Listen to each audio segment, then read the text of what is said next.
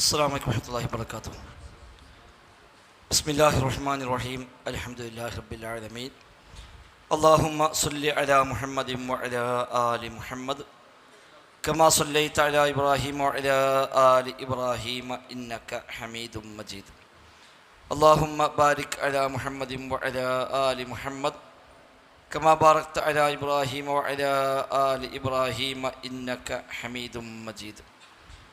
أما بعد فإن خير الكلام كلام الله وخير السنن سنن محمد صلى الله عليه وسلم وشر الأمور محدثاتها وكل محدثة بدعة وكل بدعة ضلالة وكل ضلالة في النار. بسم الله الرحمن الرحيم. يا أيها الذين آمنوا اتقوا الله حق تقاته ولا تموتن إلا وأنتم مسلمون. ബഹുമാന്യരായ സഹോദരി സഹോദരങ്ങളെ, റഹ്മാനായ റബ്ബ് സുബ്ഹാനഹു വ തആലയുടെ നിയമ നിർദ്ദേശങ്ങൾ കഴിവിൻ്റെ പരമാവധി ജീവിതത്തിൽ പാലിക്കാൻ ശ്രമിച്ചുകൊണ്ട് തഖ്വയോടെ ജീവിക്കണേ എന്ന് പ്രത്യേകമായി ഓർമ്മപ്പെടുത്തുകയാണ്. റബ്ബ് സുബ്ഹാനഹു വ തആല നമുക്കെല്ലാം തൗഫീഖ് പ്രദാനം ചെയ്യുമാറാവട്ടെ. ഫിഖ്ഹ് പഠന പരമ്പരയിൽ നിസ്കാരം എന്ന ഭാഗത്ത് ശുറൂത്തുസ് സ്വലാ, നിസ്കാരത്തിൻ്റെ ഷർത്തുകൾ എന്ന അധ്യായമാണ് പഠിച്ചുകൊണ്ടിരിക്കുന്നത്. അതിൽ മൂന്നാമത്തെ ഷർത്ത് സത്രുൽ ഔറ, ഔറത്ത് മറക്കൽ എന്ന ഉപാധ്യായത്തിൽ 1460 മസ്അല വരെയാണ് നമ്മൾ പഠിച്ചത്. 61 പഠിക്കാണ്ടാവും അല്ലേ? അതോ ഓർത്തിട്ടെടുത്തോ? അല്ലേ, ഓർത്തിട്ടെടുത്തു. 63 1463 മസ്അല. ഒരു സ്ത്രീ മഹ്റമിന് മുമ്പിൽ ഏതെല്ലാം അവളുടെ ശരീരഭാഗം കാണുന്നതിന് തെറ്റില്ല എന്നതാണ് കഴിഞ്ഞ മസ്അലകളിൽ ചർച്ച വന്നത്. മഹ്റമായ ആളുകൾക്ക് കാണാൻ അനുവാദമുള്ള ഏരിയകൾ നമ്മൾ പറഞ്ഞു. സാധാരണ വീട്ടുജോലികൾ അതേപോലെ മറ്റു പ്രവൃത്തികൾ അതിലൊക്കെ ഏർപ്പെടുമ്പോൾ സ്വാഭാവികമായി പുറത്ത് കാണുന്ന അവളുടെ കൈകൾ, അതേപോലെ കണങ്കാലുകൾ, മുടി, ഇത്തരം ഭാഗങ്ങളൊക്കെ അവളുടെ മഹ്റമായ ആളുകൾ കാണുന്നതിന് ഹറാമില്ല എന്നതാണ് അവസാനമായി പറഞ്ഞത്. ഇനി സ്ത്രീകളുടെ മുമ്പിൽ സ്ത്രീകൾ പാലിക്കേണ്ടത് എന്താണ്? അതാണ് 1463 മസ്അല. വഇൻ കാനത്തിൽ മർഅത്തു അമാമ നിസാഇൻ ഫഅൗറത്തുഹാ അമാമഹുന്ന മിസ്ല ഔറത്തിഹാ അമാമ മഹാരിമിഹാ. വഇൻ കാനത്തിൽ മർഅത്തു അമാമ നിസാഇൻ, ഒരു പെണ്ണ് സ്ത്രീകളുടെ മുമ്പിലാണ് എങ്കിൽ ഫഅൗറത്തുഹാ, അപ്പോൾ അവളുടെ ഔറത്ത് അമാമഹുന്ന, ആ സ്ത്രീകളുടെ മുമ്പിൽ, മിസ്ല ഔറത്തിഹാ അമാമ മഹാരിമിഹാ, മെഹ്റമുകളുടെ മുമ്പിൽ അവളുടെ ഔറത്ത് എന്താണോ അതാണ് സ്ത്രീകളുടെ മുമ്പിലും അവളുടെ ഔറത്ത്. മെഹ്റമായ പുരുഷന്മാരുടെ മുമ്പിൽ വെളിവാകാവുന്ന ശരീരഭാഗങ്ങൾ അതാണ് മറ്റു സ്ത്രീകളുടെ മുമ്പിലും അവൾക്ക് സാധാരണഗതിയിൽ അനുവാദമുള്ളത്.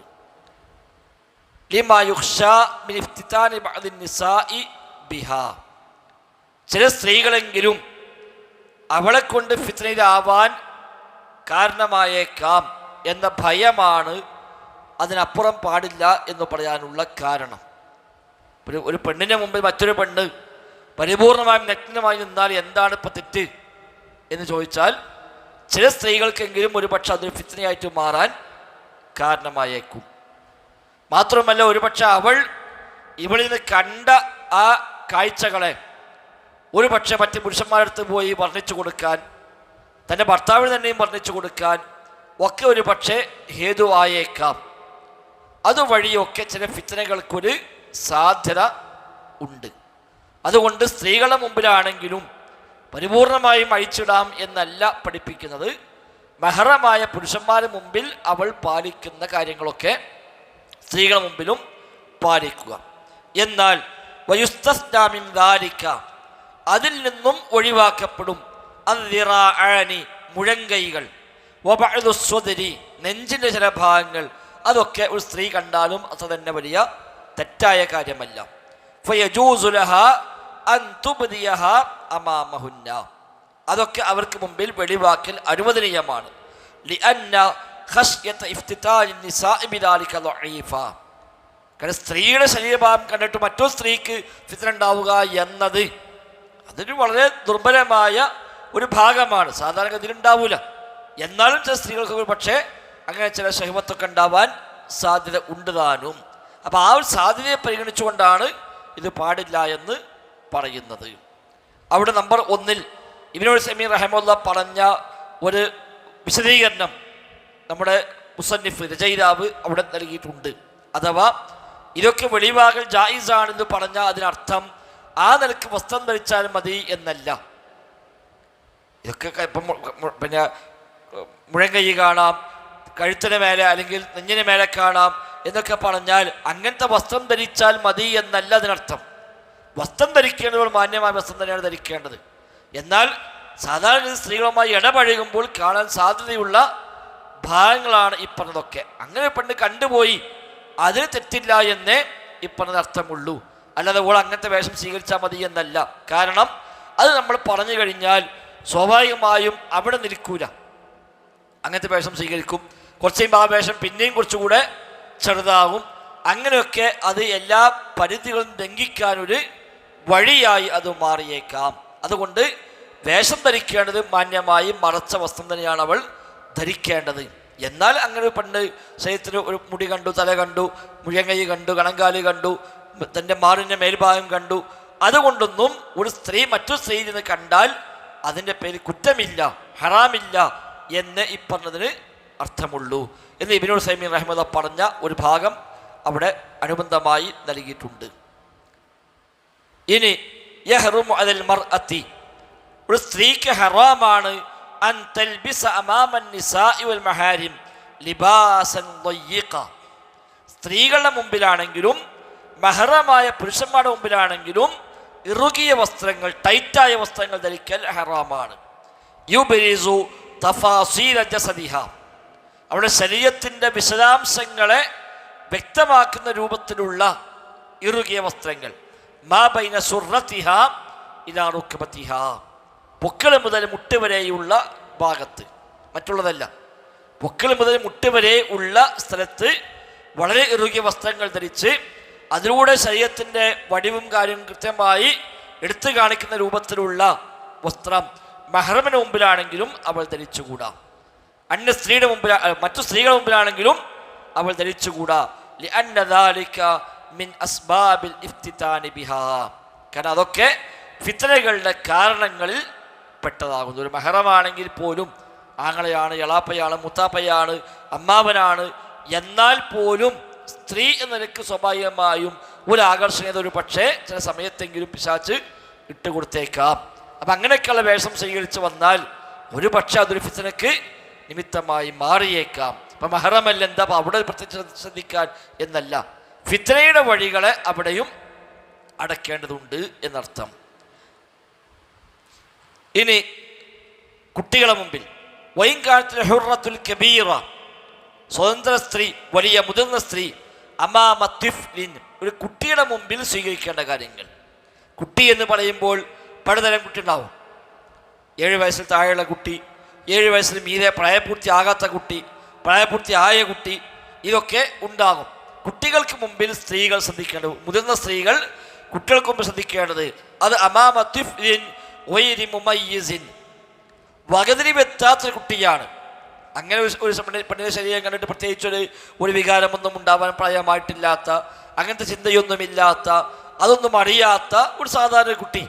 ആ കുട്ടിയാണെങ്കിൽ അവിടെ ആ കുട്ടിയുടെ മുമ്പിൽ ഒരു പെണ്ണ് മറക്കേണ്ടത് പൊക്കിൾ മുതൽ മുട്ട് വരെയുള്ള ഭാഗം, അത് അവിടത്താണ്.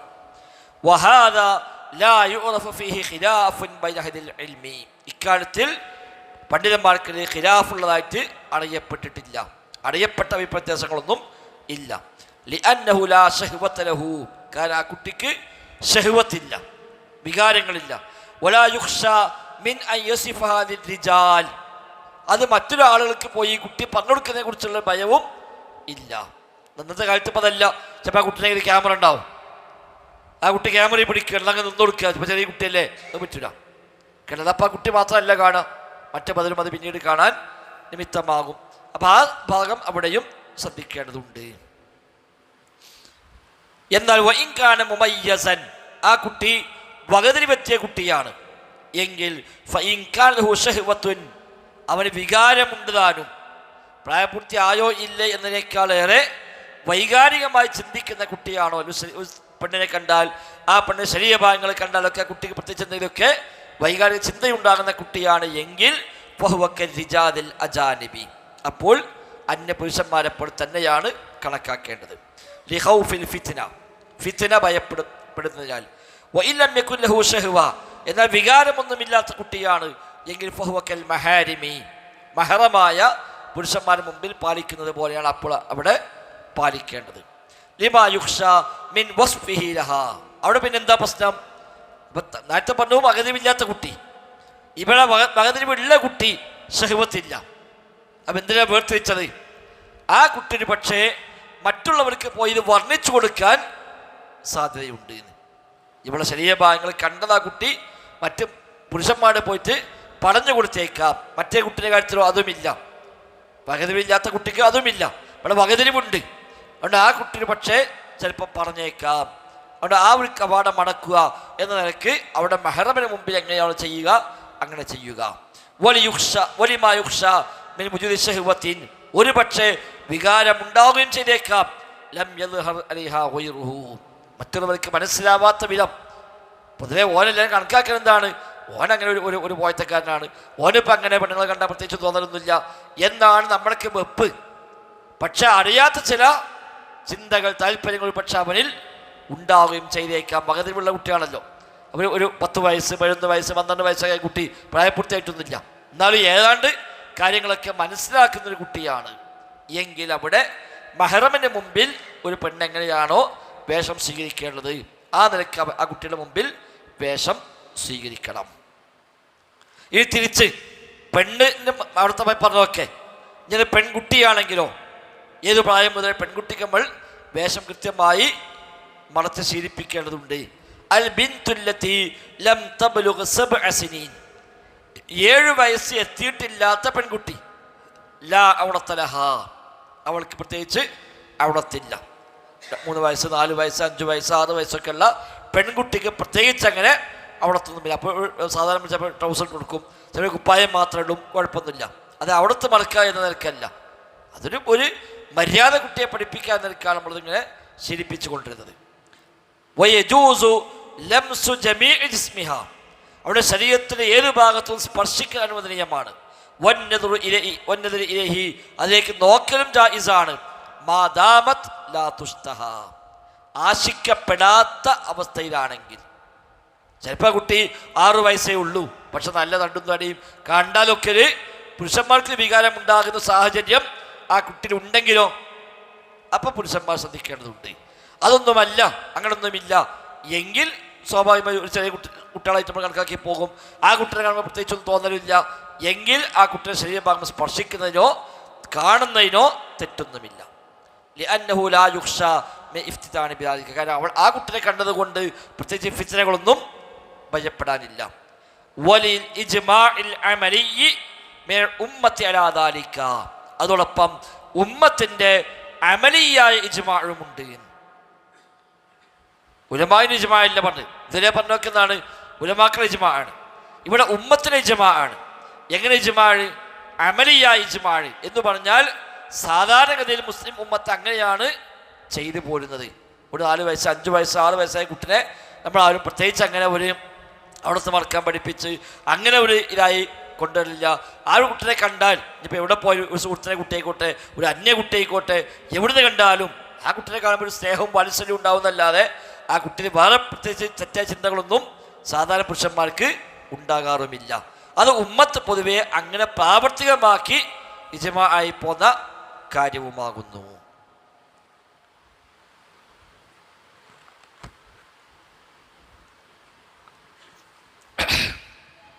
ഇനി ഇലാ ബലഗത്തിൽ ബിന്തു സിന്ന തമ്മീസ്, ഒരു പെൺകുട്ടി തമ്മീസിൻ്റെ പ്രായമെത്തിയാൽ, അത് വകതിരിവെത്തിക്കഴിഞ്ഞാൽ, പ്രായപൂർത്തിയല്ല വകതിരിവെത്തി, അവൾക്കും തന്നെ ആണിനും പെണ്ണിനൊക്കെ തിരിച്ചറിയാനും അതേപോലെ നഗ്നതകൾ മനസ്സിലാക്കാനും അതിലൊക്കെ കുറച്ചൊക്കെ എന്തെങ്കിലും ആ കുട്ടിക്കൊരു കാര്യം തിരിയും എന്ന അവസ്ഥയ്ക്ക് ആ കുട്ടി എത്തി.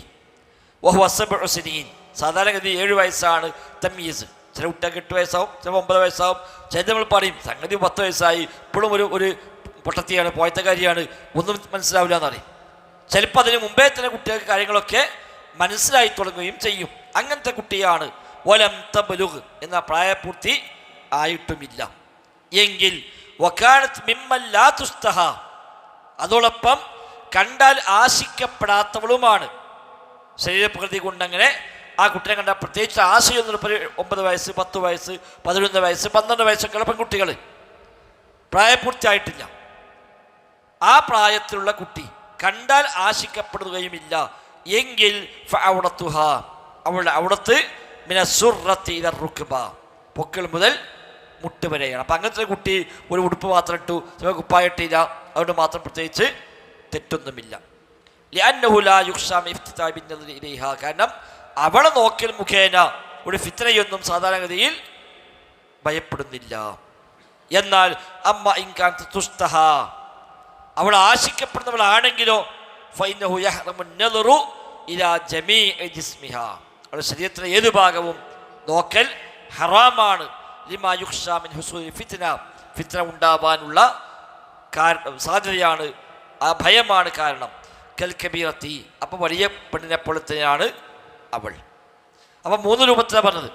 1 തമീസാവാത്ത കുട്ടി, 2 തമീസായി ആശിക്കപ്പെടാത്ത കുട്ടി, 3 തമീസായി ആശിക്കപ്പെടുന്ന കുട്ടി. ഇതാണ് കുട്ടികൾ. പ്രായപൂർത്തിയായാലോ പിന്നെ ആശിക്കപ്പെടുന്നതില്ല, നോക്കേണ്ട ആവശ്യമില്ല. പ്രായപൂർത്തിയായി ഒരു 11 വയസ്സ് 10 വയസ്സ് ചിലപ്പോൾ കുട്ടികൾക്ക് പ്രായപൂർത്തിയാകും. പെൺകുട്ടികളൊക്കെ ചിലപ്പോൾ അങ്ങനെ കണ്ടാൽ ആശിക്കപ്പെടുന്ന ശരീരപ്രതി ആ കുട്ടിക്കില്ല, അത് പറഞ്ഞിട്ട് കാര്യമില്ല. പ്രായപൂർത്തിയായി കഴിഞ്ഞാൽ, മെൻസസ് ഉണ്ടായിക്കഴിഞ്ഞാൽ അവൾ പ്രായപൂർത്തിയായി.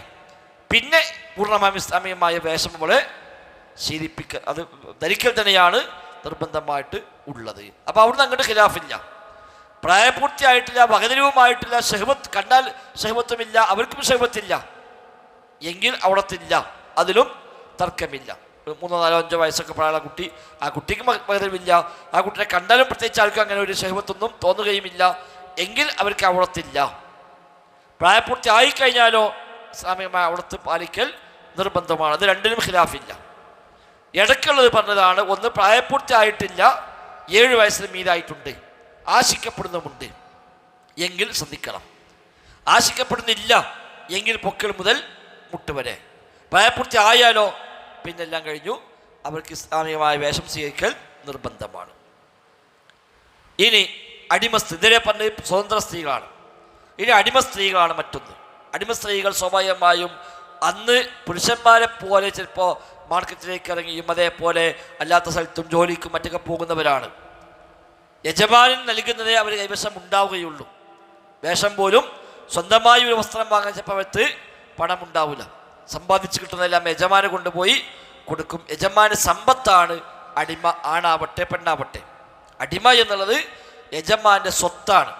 അതുകൊണ്ട് തന്നെ പലപ്പോഴും അവരെ ആ നിലയ്ക്ക് ജോലിക്ക് പറഞ്ഞയക്കുക, അവരിലൂടെ സമ്പാദിച്ചു കൊണ്ടുവരിക, അതാണ് അന്ന് ശ്രദ്ധിക്കാനുള്ളത്.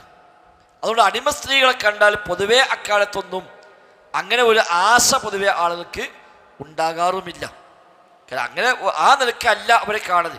അതിൽ ഇപ്പോൾ ജോലിക്ക് വരുന്ന അങ്ങനത്തെ ഒരു വേറെ സംസ്കാരമോ വേറെ വിദ്യാഭ്യാസമോ അങ്ങനത്തെ ഒരു ഇതൊന്നും ഇല്ലാത്ത സാധാരണ അങ്ങനെ ആളുകൾ ഇടപഴകി പോകുന്ന രൂപത്തിലാണ് അടിമ സ്ത്രീകൾ ഉണ്ടാവാറുള്ളത്. അവിടെ അവർക്ക് അല്ലാഹു തആല ഈ അവിടത്തെ കാര്യത്തിൽ ചില ഇളവുകൾ നൽകി. കാരണം അവർക്കത് കഴിയൂ. അവരെ കൊണ്ട് മറ്റുള്ള പോലെ പൂർണ്ണമായും മറക്കണം എന്ന് പറഞ്ഞാൽ അതൊരു പക്ഷേ സാധിക്കണമെന്നില്ല. മാത്രമല്ല അടിമയും അല്ലാത്തതും വേർതിരിച്ചറിയാനുള്ള ഐഡന്റിറ്റിയായി കൂടി വേഷത്തിൽ ചില വ്യത്യാസം വരുത്തിയിട്ടുണ്ട്. ഉമർ ഖത്താബൊക്കെ അത് കൽപ്പിച്ചത് കാണാം, ഒരു മുഖം മറക്കരുത്. അടിമ സ്ത്രീകളെയും സ്വതന്ത്ര സ്ത്രീകളെയും വേർതിരിച്ചറിയാൻ കൂടിയുള്ള ഒരു വഴിയായി അതിന് സ്വീകരിച്ചു പോന്നിട്ടുണ്ട് അക്കാലത്ത്. അൽ അമത്തു, അമത്ത് എന്ന് പറഞ്ഞ വഹിയ അൽ മർഅത്തുൽ മംലൂക, മറ്റൊരാളുടെ ഉടമാവകാശത്തിലുള്ള സ്ത്രീ, അതിനാണ് അമത്ത് എന്ന് പറയാം. ഉടമാവകാശം വേറൊരാൾക്കാണ്, അതിനാണ് അമത്ത്, അടിമ എന്ന് പറയാം. ഭാര്യ അമത്തല്ല, അത് നമ്മുടെ ഉടമാവകാശമില്ല. ഭാര്യൻ്റെ ഉടമാവകാശം നമുക്കില്ല. എന്നാൽ അടിമയിൽ ഉടമാവകാശം യജമാൻ. അങ്ങനെ പൈസ കൊടുത്ത് വാങ്ങുന്നതാണ്. അപ്പോൾ മാർക്കറ്റിൽ പോയി പൈസ കൊടുത്ത് വാങ്ങിക്കൊണ്ടുവരുന്നതാണ്, അല്ലെങ്കിൽ ഒരു ഹിബത്ത് ദാനമായി ലഭിക്കുന്നതാണ്, സമ്മാനമായോ ദാനമായി ലഭിക്കുന്നതാണ്. വമിസ്ലുഹ, ഇവളെപ്പോലെ തന്നെയാണ് അൽ മുഅ്തിഖു ബഅ്ലുഹ, അല്പഭാഗം മോചിപ്പിക്കപ്പെട്ടവളും. അത് നിയന്ത്രിതമായി മോചിപ്പിക്കും, പരിപൂർണമായി മോചിപ്പിക്കാതെ. ഇപ്പോൾ മോചനദ്രവ്യം എഴുതി, മോചനപത്രം എഴുതി, അത് കൈപ്പെടും. മോചനപത്രം എഴുതാന്നാണ് അന്ന് പറയാം. അതായത് ഇത്ര സമയം കൊണ്ട് ഇത്ര നീ സമ്പാദിച്ചു കൊണ്ടുവന്നാൽ എന്നെ മോചിപ്പിക്കാം. അത് യജമാനും അടിമയും കൂടെ കരാറുണ്ടാക്കും. ആ കരാറുണ്ടാക്കി കഴിഞ്ഞാൽ ആ അടിമക്ക് സ്വതന്ത്രമായി പിന്നെ ജോലിക്ക് പോകാം, എവിടെയും പോയി സമ്പാദിക്കാം. അങ്ങനെ സമ്പാദിച്ച് കിട്ടുന്നതിനെ കൊണ്ടുവന്ന് അടിച്ച് 6 മാസം 8 മാസം ഒരു കൊല്ലമൊക്കെ വെച്ചിട്ടുണ്ടാവും. ആ ടൈം കൊണ്ട് അയാൾ ആവശ്യപ്പെട്ട പണം ഏൽപ്പിച്ചു കൊടുത്തു കഴിഞ്ഞാൽ ആ സംഖ്യ പൂർത്തിയായതോടുകൂടി അവരെ മോചിപ്പിച്ചു കൊടുക്കും. ആണും പെണ്ണൊക്കെ ഉണ്ടാവും. ആണ് അവർക്ക് സക്കാത്ത് വരെ കൊടുക്കാമെന്ന് പറഞ്ഞത്. സക്കാത്തിന് 8 അവകാശം പറഞ്ഞപ്പോൾ അതിൽപ്പെട്ട ഒന്ന് ഒഫിദ്ദിഖാബ്, അടിമമോചനം. അതിന് സക്കാത്തിൻ്റെ കമ്മിറ്റിയിൽ ഒക്കെ അപേക്ഷ തരാം. ചിലപ്പോൾ അധ്വാനിച്ച് ആയിക്കോളുന്നില്ല, അധ്വാനിച്ചിട്ട് മാത്രം ഒരു പക്ഷെ തികയണമെന്നില്ല. അപ്പോൾ സക്കാത്ത് കമ്മിറ്റിയിൽ നിന്ന് അവർക്കൊരു വിഹിതം കൊടുക്കാം. അപേക്ഷ എന്നാൽ അടിമമോചനത്തിനൊരു വിഹിതം. അങ്ങനെ സക്കാത്തും സ്വതക്കയും എല്ലാവരുടെയും പങ്കാളിത്തവും എല്ലാം കൂടെ ആയിട്ട് ആ പറഞ്ഞ സംഖ്യ സ്വരൂപിച്ചാണ് കൊണ്ടുപോയി കൊടുത്ത് ഒരാളെ മോചിപ്പിക്കണമല്ലോ. അപ്പോൾ ആ അടിമ, അതാണ് ഭാഗികമായി മോചിപ്പിക്കപ്പെട്ടവർ എന്ന് പറഞ്ഞത്. അവർക്കും ഈ വിഷയത്തിൽ അടിമയുടെ ഹുക്കുമാണ്. അവിടുത്തെ കാര്യത്തിൽ അടിമയുടെ ഹുക്കും. അങ്ങനെ പൗതി സ്വാതന്ത്ര്യമായല്ലോ, അതുകൊണ്ട് ഇനി സ്വതന്ത്ര സ്ത്രീകളുടെ വേഷം ധരിക്കണം എന്ന് പറയാനായിട്ടില്ല. അവിടെ അമത്തിനെ പോലെ തന്നെയാണ് അവർ. ഇപ്പം നബിൻ്റെ കാലത്തൊക്കെ ധാരാളം അടിമമോചനം ഉണ്ടാവും. കരാർ എഴുതിയിട്ട് നബി അടുത്ത് വരും, നബിനോട് പറയും. അപ്പം നബി പിരിവെടുക്കും. എല്ലാവരും കൂടി അതിലേക്കൊക്കെ വിഹിതം കൊടുത്ത് അങ്ങനെ സഹായിച്ചിട്ടൊക്കെ അവരെ മോചിപ്പിച്ച് ജീവിതത്തിലേക്ക് തിരിച്ചു കൊണ്ടുവരാണ്. സൽമാൻ ഫാരിസിയൊക്കെ അങ്ങനെ മോചിപ്പിക്കപ്പെട്ടവരാണ്. സൽമാൻ ഫാരിസി യഹൂദികളുടെ അടിമയായിരുന്നു. അങ്ങനെയാണ് പിന്നീട് മോചനപത്രം എഴുതുന്നതൊക്കെ. അദ്ദേഹം ഇസ്ലാം സ്വീകരിച്ചു, നബിയുടെ അടുത്ത് വന്നു, ഇസ്ലാം സ്വീകരിച്ചു. അന്ന് യഹൂദിയായ കാലത്ത് തന്നെ തൗറാത്തൊക്കെ പഠിച്ച ആളാണ്. അപ്പോൾ തൗറാത്തിൽ നിന്നും അദ്ദേഹം മനസ്സിലാക്കിയിട്ടുണ്ട് ഒരു നബി വരാനുണ്ട് എന്ന് മനസ്സിലാക്കിയിട്ടുണ്ട്. അങ്ങനെ ലക്ഷണമൊത്ത എല്ലാ ലക്ഷണവും മനസ്സിലാക്കി അദ്ദേഹം മദീനയിൽ വരികയും നബിയെ വന്ന് കാണുകയും നബിയോട് സംസാരിക്കുകയും തൗറാത്തിൽ പറഞ്ഞ നബി തന്നെയാണ് എന്ന് അദ്ദേഹത്തിന് ബോധ്യപ്പെടുകയും ചെയ്തു. 3 കാര്യം തൗറാത്തിൽ പറഞ്ഞ അടയാളം അദ്ദേഹം പിന്നെ ടെസ്റ്റ് ചെയ്ത് പറഞ്ഞതാണ്. 1, ഈ പ്രവാചകൻ സ്വതക്ക ഭക്ഷിക്കുകയില്ല. 2, ഹദിയ ഭക്ഷിക്കും. 3, പ്രവാചകത്വ മുദ്ര ആ പ്രവാചകന്റെ ചുമലിൽ ഉണ്ട്. ഈ 3 അടയാളം തൗറാത്തിൽ നിന്ന് സൽമാൻ ഫാരിസി മനസ്സിലാക്കിയതാണ്. അങ്ങനെയാണ് നബിയെ കാണാൻ വന്നപ്പോൾ കുറച്ച് കാരക്കയുമായി വന്നു. അപ്പോൾ എന്താ സൽമാൻ, എന്ത് വകയിച്ചപ്പോൾ പറഞ്ഞു, നബി ഇത് എൻ്റെ വക സ്വതക്കയാണ് എന്ന് പറഞ്ഞപ്പോൾ നബി ഇർഫ അന്നി, അത് എടുത്തോ പറഞ്ഞു, ഞാൻ സ്വതക്ക ഭക്ഷിക്കുന്നില്ല. മറ്റൊരു കൊടുക്കുമ്പോൾ എടുക്കുമ്പോൾ സ്വീകരിച്ചു, കഴിച്ചു. നബി കഴിച്ചില്ല. അപ്പോൾ അദ്ദേഹം ഇത് ടെസ്റ്റ് ചെയ്യാനാണ് പറഞ്ഞിട്ടൊന്നുമില്ല. അപ്പോൾ അദ്ദേഹത്തിന് ഉള്ളോണ്ട് ബോധ്യപ്പെട്ടു തൗറാത്ത് പറഞ്ഞ ലക്ഷണം ഇതാ, അത് ഒത്തു. പിന്നീട് കാണാൻ വന്നപ്പോഴും ഇതേപോലെ കാരക്കയുമായി വന്നു. അപ്പോൾ എന്ത് വകയിലാണ്? നബി എൻ്റെ വക ഹദിയയാകുന്നു. നബി എടുത്തു, നബി ഭക്ഷിച്ചു. കൂടുതലുള്ള സ്വഹാബിയാക്കും അതിൽ നിന്ന് ഭക്ഷിക്കാൻ കൊടുത്തു. അപ്പോൾ 2ാമത്തെ അടയാളവും ബോധ്യപ്പെട്ടു. ഇനി 3ാമത്തെ പ്രവാചകത്വ മുദ്രയാണ്. നബിയുടെ ചുമലിൽ ഈ പിൻഭാഗത്തായിട്ട് 2 ഷോൾഡറിൻ്റെ മധ്യഭാഗത്ത് ഇടത്തേക്ക് അല്പം കൂടി അടുത്തുകൊണ്ട് ഒരു ചെറിയ പ്രാവിൻ മുട്ടയോളം വലിപ്പത്തിൽ ഒരു ചെറിയ ഒരു മുഴ പോലെ ഉണ്ടായിരുന്നു. ചുറ്റുഭാഗം രോമമുള്ള ഒരു ചെറിയ ഒരു കാടമുട്ട പോലെ, പ്രാവിൻ്റെ മുട്ട പോലെ ഒരു പൊന്തി നിൽക്കുന്ന ഭാഗം ഉണ്ടായിരുന്നു. അത് പ്രവാചകത്വ മുദ്ര, ഖാതമുൻ നുബുവ്വ, അതുണ്ടാകുമെന്ന് തൗറാത്തിൽ പറഞ്ഞിട്ടുണ്ട്. അത് നബി തങ്ങൾ സ്വഹാബികൾക്ക് വിശദീകരിച്ചു കൊടുത്തിട്ടുണ്ട്. ബുഖാരി മുസ്ലിം അടക്കം മുദ്രിച്ച ഹദീസൊക്കെ സ്ഥിരപ്പെട്ട് വന്നിട്ടുണ്ട്. ഇമാം തിർമിദിയുടെ അശ്ശമാഇദുൽ മുഹമ്മദിയ്യ, നബി തങ്ങളുടെ സവിശേഷത വിശദീകരിക്കുന്ന കിതാബുണ്ട് ഇമാം തിർമിദിക്ക്. അതിലൊരു അധ്യായം തന്നെ ഖാതമുൻ നുബുവ്വ എന്ന അധ്യായമാണ്. അപ്പം ഇതിനി ഉണ്ടോ നോക്കണം. അതിപ്പോൾ നബിൻ്റെ വസ്ത്രം നീക്കിയിട്ടേ നോക്കാൻ പറ്റുള്ളൂ, അല്ല നോക്കാൻ പറ്റില്ലല്ലോ. അപ്പം അദ്ദേഹം പറഞ്ഞു, ഞാൻ നബിൻ്റെ ചുറ്റും ഇങ്ങനെ നടക്കാൻ തുടങ്ങി.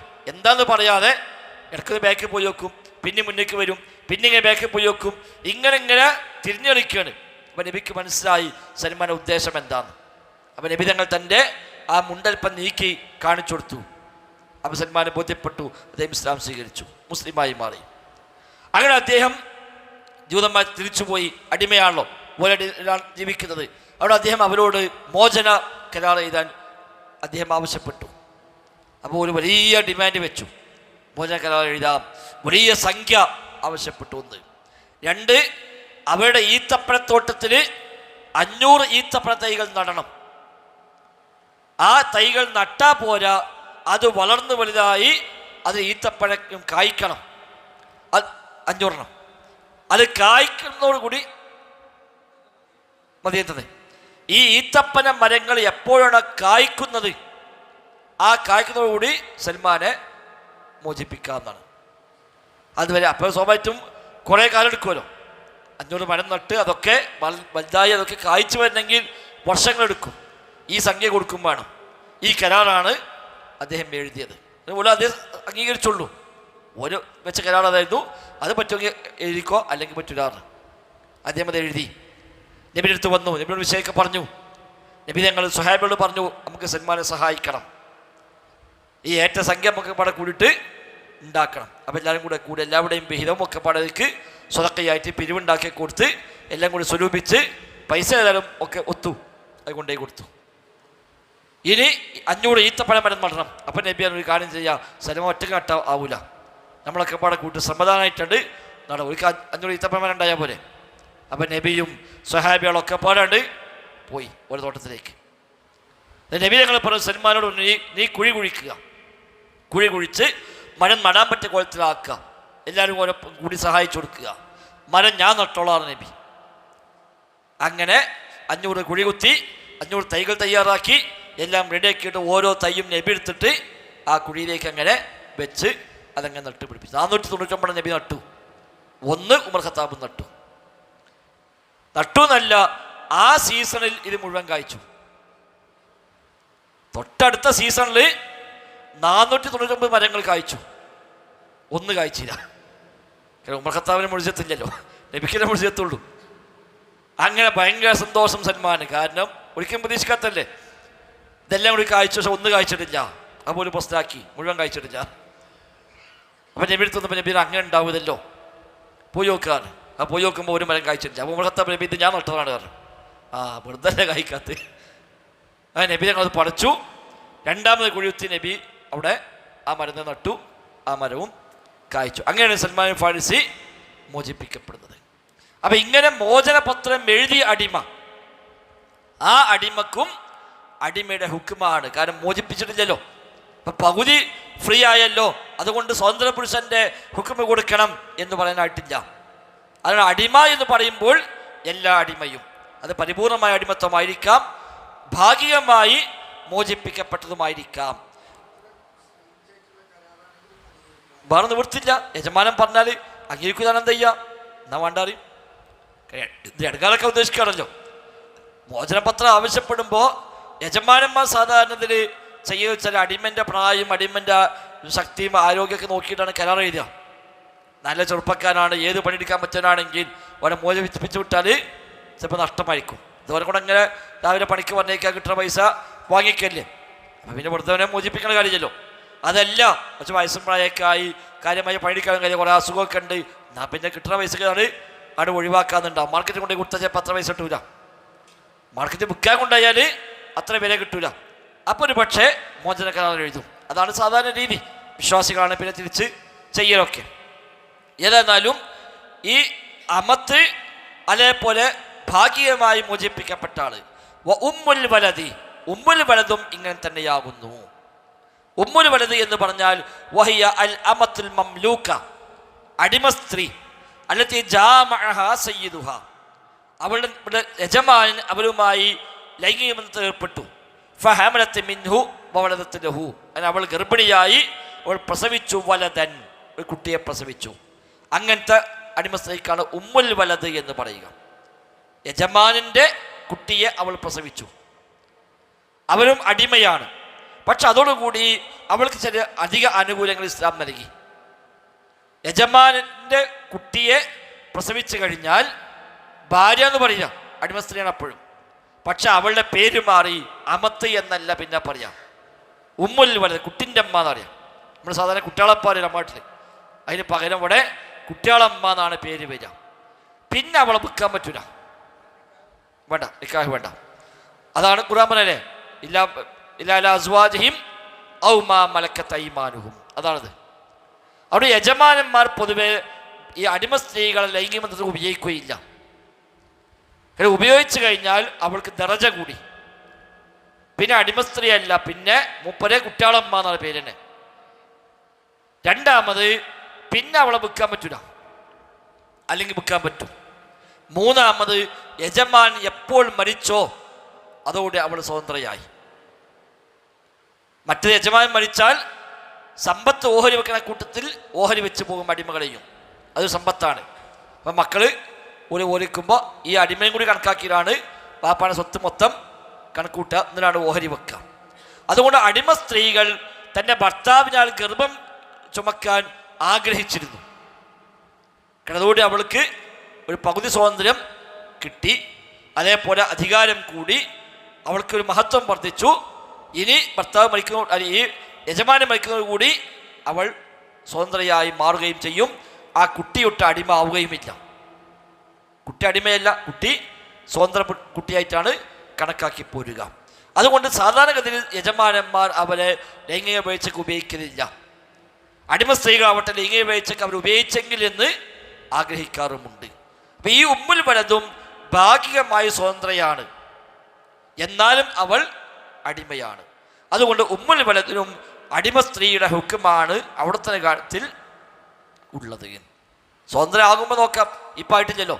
അതുകൊണ്ട് ഉമ്മുൽ വലത്, മോചന കരാർ എഴുതിയ അടിമ, അല്ലാത്ത അടിമ, ഇവർക്കെല്ലാമുള്ള ഔറത്ത് പെണ്ണാണെങ്കിൽ ഔറത്ത് ഹുന്ന, അവരുടെ ഔറത്ത് ഫിസ്വലാ, നിസ്കാരത്തിൽ കൽഹുറത്തി, സ്വതന്ത്ര സ്ത്രീകളെപ്പോലെ തന്നെയാകുന്നു അവൾ. അപ്പം നിസ്കരിക്കുമ്പോൾ അവൾ മുൻകൈയും മുഖമൊഴിച്ച് ബാക്കിയെല്ലാം മറക്കേണ്ടതാണ് നിസ്കാരം ശരിയാവാൻ. ലിഅന്ന കുല്ല വാഹിദത്തിൻ മിൻഹുന്ന ഇംറഅത്തുൻ ബാലിഗ, കാരണം അവരൊക്കെ പ്രായപൂർത്തിയായ പെൺകുട്ടികൾ, സ്ത്രീകൾ തന്നെയാണല്ലോ. ഫതഖുദു ഹുക്മൽ ഹുറത്തിൽ ബാലിഗ, അപ്പോൾ സ്വതന്ത്രയായ പ്രായപൂർത്തിയായ സ്ത്രീയുടെ ഹുക്കുമാണ് അവർക്കുണ്ടാവുക. ലിഅന്ന റിഖ ലാ അസറ ലഹു ഫീ ജുല്ലി അഹ്കാമിസ് സ്വലാ, നിസ്കാരത്തിൻ്റെ ഹുക്കുമുകളിൽ മിക്കവാറിലും അടിമത്വം എന്നതിന് പ്രത്യേകിച്ച് സ്വാധീനമൊന്നുമില്ല. അടിമത്വം കൊണ്ട് പല ഇളവും കിട്ടും, പക്ഷെ ആ ഇളവ് നിസ്കാരത്തിൻ്റെ കാര്യത്തിലില്ല. മറ്റുള്ള നിസ്കരിക്കണം പോലെ നിസ്കരിക്കണം, കിബില വേണം, ഉദു ചെയ്യണം, അവിടുത്തെ മടക്കണം, അതേപോലെ കഴുത്തിൽ മറ്റൊരു പോലെ തന്നെ പരിക്കുള്ളത്, അവർക്ക് അതിന് പ്രത്യേകിച്ച് ആനുകൂല്യമൊന്നുമില്ല. അതുകൊണ്ട് വേഷത്തിൻ്റെ കാര്യത്തിൽ അവർക്ക് പ്രത്യേകിച്ച് ആനുകൂല്യമില്ല. ഫഹിയ കൽ അബ്ദി കൽ മംലൂക്കി വഹുവ ഹുനാ കൽ ഹുരി. അപ്പോൾ അടിമയെപ്പോലെ തന്നെയാണ് അടിമ സ്ത്രീയും. അടിമ സ്വതന്ത്ര പുരുഷനെ പോലെയാണ്. സ്വതന്ത്ര പുരുഷൻ നിസ്കാരത്തിൽ അവിടുത്തെ എന്താണോ അതേ അവിടുത്താണ് അടിമ പുരുഷനും. എന്നാൽ പോലെ അടിമ സ്ത്രീക്ക് എന്താണോ അവിടുത്ത്, അത് തന്നെയാണ് അടിമ സ്ത്രീക്കുമുള്ള അവിടുത്തെ നിസ്കാരത്തിൽ. എന്നാൽ അമ്മ ഖാരിജ സ്വലാം, എന്നാൽ നിസ്കാരത്തിന് പുറത്ത് ഫഇൻ കാനത്തിൽ അമതു, ഈ അടിമ സ്ത്രീ, അവിൽ മുബഇലതു, അല്ലെങ്കിൽ ഭാഗികമായി മോചന പത്രം എഴുതിയവരൊക്കെ, ഔ ഉമ്മുൽ വലദി ദമീമതൻ ഫഹിയ ഫീ ഹുക്മിൽ ഖവാഇദി മിനൻ നിസാഇ സവാഅൻ കാനത് അമാമ റിജാലിൽ അജാനിബി ഔ അമാമ അന്നിസാഇ. ഈ അടിമ സ്ത്രീകൾ എല്ലാവർക്കും ഒരേപോലെ അല്ല എന്നാണ്. എല്ലാവരും ഒരുപോലെയല്ല. പൊതുവെ അങ്ങനെ ആകർഷിക്കപ്പെടാത്ത പ്രായമായ, അങ്ങനെ ഒരു കണ്ടാൽ പ്രത്യേകിച്ച് ആശിക്കപ്പെടാത്ത ഒരു പെണ്ണാണ് എങ്കിൽ അവൾ ഫീ ഹുക്മിൽ ഖവാഇദി മിനൻ നിസാഇ, സ്ത്രീകളിൽ പൊതുവെ ഖവാഇദ്, കഴിഞ്ഞ ദിവസം പറഞ്ഞു എന്താണ് ഖവാഇദ്, പ്രായമായ വീട്ടിൽ തന്നെ ഇരിക്കുന്ന സ്ത്രീകൾ, ആശിക്കപ്പെടാത്ത, ആശയൊന്നും കണ്ടാൽ ആശിക്കപ്പെടാത്ത പ്രായക്കായ സ്ത്രീകൾ, ആ സ്ത്രീകളുടെ ഹുക്കമാണ് അപ്പോൾ ഇവർക്കുണ്ടാവുക നിസ്കാരത്തിന് പുറത്ത്. അപ്പം നിസ്കാരത്തിനാണ് അവർക്ക് അവിടുത്തെ കൂടുതൽ. സ്വതന്ത്ര സ്ത്രീക്ക് നിസ്കാരത്തിന് അവിടുത്തെ കുറവാണ്. മുൻകൈയും മുഖവും ഒഴിച്ച് ബാക്കിയെല്ലാം മറക്കണം. നിസ്കാരത്തിന് പുറത്താണെങ്കിലോ അതും മറയണം. ഇവർക്ക് തിരിച്ചാണ്, നിസ്കാരത്തിന് അവിടുത്തെ കൂടും, അല്ലാത്തപ്പോഴോ കുറച്ച് ശരീരഭാഗങ്ങളൊക്കെ വെളിവായാലും വിരോധമൊന്നുമില്ല. സവാഅൻ കാനത് അമാമ റിജാലിൽ അജാനിബി ഔ അമാമൻ നിസാഇ, സ്ത്രീകളുടെ മുമ്പിലാവട്ടെ അതല്ലെങ്കിൽ അന്യ പുരുഷന്മാരുടെ മുമ്പിലാവട്ടെ, അവിടെയെല്ലാം അവൾ ഒരുപോലെ തന്നെയാകുന്നു. ലിമാ സബത അൻ ഉമർ ഖത്താബിൽ നിന്ന് സ്ഥിരപ്പെട്ടു വന്നതാണ് അതിന് കാരണം. അതെന്താ? അന്നഹു കാന യൻഹൽ ഇമാഅ അൻ തഗ്തിയതി റൂസിഹിന്ന, അവരുടെ തലകൾ മറക്കുന്നതിനെ ഉമർ ഖത്താബ് അൻഹു എതിർക്കുമായിരുന്നു, വിരോധിക്കുമായിരുന്നു എന്നതാണ് അതിന് തെളിവായി ചൂണ്ടിക്കാണിക്കപ്പെടുന്നത്. എന്നാൽ വഇൻകാനത്ത് ജമീലത്തൻ, അതേസമയം ആ പെണ്ണ് ജമീലത്ത് സൗന്ദര്യമുള്ള സ്ത്രീയാണ് എങ്കിൽ യുഖ്ശാ മിൻ അൻ തുഫ്തന റിജാലു ഔ തുഫ്തന റിജാല, അവൾ പുരുഷന്മാരെ ഫിത്നയിലാക്കാൻ ഭയപ്പെടുന്നുണ്ട്. ആ നിലക്കുള്ള ഒരു സൗന്ദര്യമുള്ള അടിമ സ്ത്രീയാണ്. അടിമയാണെങ്കിലും ഒരു പെണ്ണാണല്ലോ. അപ്പം അവളെ കാണുക വഴി പുരുഷന്മാർക്ക് ചില ഫിത്നകൾക്ക് വരാൻ സാധ്യതയുണ്ട് എങ്കിൽ വജബ തഖ്തീതു ജമീഇ ജസദിഹാ, ശരീരം പൂർണ്ണമായും മറക്കുക അവൾക്കും നിർബന്ധമാണ്. ലിഅന്നൽ ഇല്ലത്തല്ലത്തി മിൻ അജ്ലിഹാ, കാരണം എന്തു കാരണത്താലാണോ സ്വതന്ത്ര സ്ത്രീകൾ ഹിജാബ്, ചെറുപ്പക്കാരികളായ സ്വതന്ത്ര സ്ത്രീകൾ ഹിജാബ് സ്വീകരിക്കാൻ കൽപ്പിക്കപ്പെട്ട കാരണം എന്താണോ അതെന്താ? ഫിത്ന ഉണ്ടാവുന്നതാണ്. അത് മൗജൂദും ഫി ഹഖിഹാ, ഇവളുടെ കാര്യത്തിലുമുണ്ട്. അപ്പം സാധാരണഗതിയിൽ ഒരു സ്ത്രീ, പ്രായപൂർത്തിയായ ഒരു സ്ത്രീ എന്തിനാണ് അവൾ മറക്കണം എന്ന് പറഞ്ഞത്?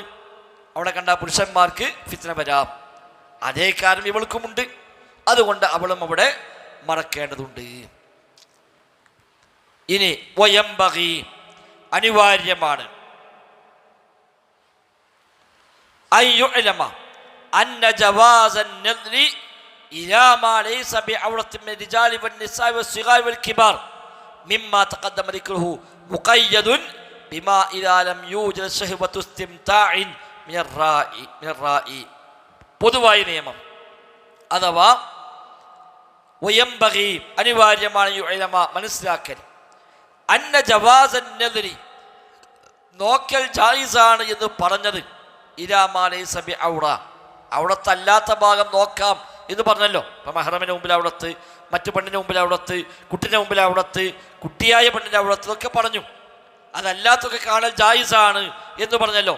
അത് ആണാവട്ടെ പെണ്ണാവട്ടെ ചെറിയവരാവട്ടെ വലിക്കിബാർ വലിയവരാകട്ടെ, അതൊക്കെ മുമ്പ് പറഞ്ഞവരൊക്കെ അതെല്ലാം മുഖയ്യദുൻ, ജായിസാണെന്ന് പറഞ്ഞത് ഉപാധിയുണ്ട്, അത് നിർവാധികമല്ല, സ്വാഭാവികമാണ്. അതെന്താ? ബിമാ ഇദാ ലം യൂജദ് ശഹവതു ഇസ്തിംതാഇ മിർ റാഇ, കാണുന്ന ആൾക്ക് ആ കാഴ്ച മുഖേന ഒരു വികാരമുണ്ടാവുക, സുഖമനുഭവിക്കാൻ കഴിയുക എന്നത് ഇല്ലാതിരിക്കണം എന്ന ഉപാധിയോട് കൂടിയാകുന്നു. അപ്പം മെഹ്റമിന് കാണാം എന്ന് പറഞ്ഞു, കൈ കാണാം, കണങ്കാല് കാണാം, തലമുടി കാണാം, ഇതൊക്കെ പറഞ്ഞല്ലോ. ഇതിനൊക്കെ ഒരു ഉപാധിയുണ്ട്. അവളിൽ ശഹവത്ത് ഉണ്ടാകാൻ പാടില്ല. അതേസമയം ഒരാങ്ങളെയാണെങ്കിലും ഒരാങ്ങൾക്ക് അങ്ങനെ പെങ്ങളെ കാണുമ്പോൾ വികാരമുണ്ടാകുന്നു എങ്കിൽ പിന്നെ ആങ്ങള എന്ന ആനുകൂല്യം അവിടെ പകച്ചു കൊടുക്കാൻ പറ്റില്ല. അവിടെ നമ്മൾ ശ്രദ്ധിക്കേണ്ടത്, ഇപ്പം വീട്ടിൽ നമ്മൾ ശ്രദ്ധിക്കേണ്ടതാണ്. സാധാരണ നമ്മളെ മക്കളെ ഉണ്ടാവും, ആണും പെണ്ണൊക്കെ ഉണ്ടാവും. സാധാരണ ആങ്ങളെ മകൾ ജീവിച്ചു പോകുന്നു, പ്രത്യേകിച്ചൊന്നുമില്ല, ഓക്കെ, കുഴപ്പമില്ല. എന്നാൽ നമുക്ക് തോന്നുകയാണ് അവർ തമ്മിലുള്ള ഇടപെടലുകൾ എന്തോ ഒരു പന്തികളുണ്ട് തോന്നുന്നുവെങ്കിൽ അപ്പം ഏതൊരു ആംഗ്ലം മകളല്ലേ, കണ്ടാൽ കുഴപ്പമില്ലല്ലോ എന്ന് അപ്പം പറയാൻ പറ്റില്ല. അപ്പം അവിടെ ആ ഫിത്രയെ ഇല്ലാതാക്കാൻ എന്താണോ പാലിക്കേണ്ടത് അത് പാലിക്കേണ്ടതുണ്ട്.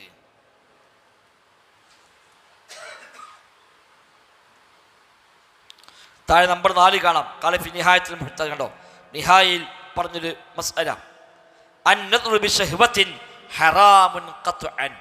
ഷാഫി മദ്ഹബിന്റെ അഭിപ്രായമാണത്. ഷഹ്വത്തോടു കൂടി നോക്കുക എന്നുള്ളത് ഉറപ്പായും ഹറാമാണ്.